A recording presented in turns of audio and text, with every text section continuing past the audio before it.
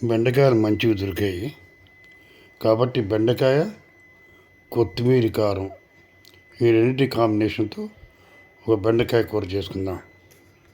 వేడెక్కిన ఈ ముక్కుట్లో మరి కాస్త నూనె వేసుకోవచ్చు. ఇదే నువ్వుపప్పు నూనె వేసుకుంటున్నాను నేను. ఏ నూనె వేసుకోవచ్చు. ఒకసారి మొత్తం కలపాలి. కలపడం అంటే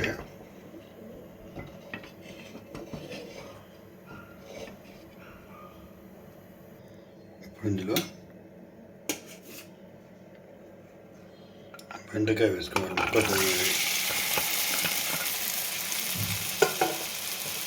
ఒకసారి కలిపి మిగతా వేసుకుందాం.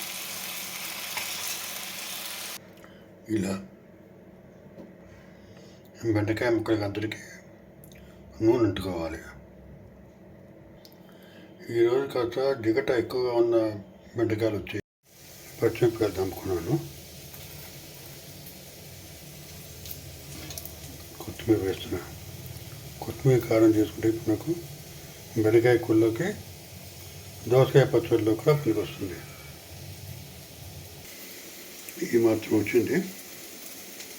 కొత్తిమీర పచ్చిమిరపకాయలు చేసిన కారం, ఇందులో 2 చెంచాలు బెండకాయ వేపుళ్ళు వేసుకోవాలి. ఇప్పుడు ఇంట్లో వేసుకుందాం.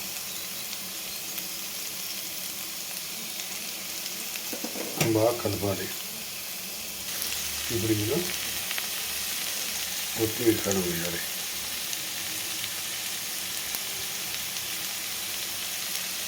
కొత్తిమీర పచ్చిమిరపకాయలు కలిసి దంపుకున్న కారం ఒకసారి బాగా కలపాలి. ఇలా విడివిడిగా మొత్తం కలపడం మీదే దీని రుచి ఆధారపడింది.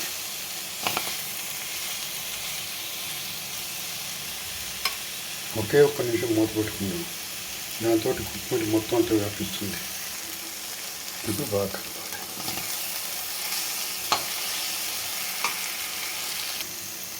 చక్కగా తయారైన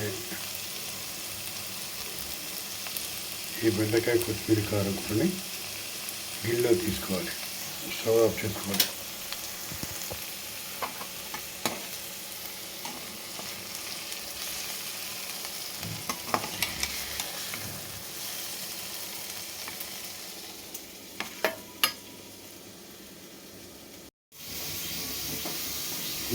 బెండకాయ కొత్తిమీర కారం కూరని దైవ నివేదన చేసి వడ్డించుకోవాలి.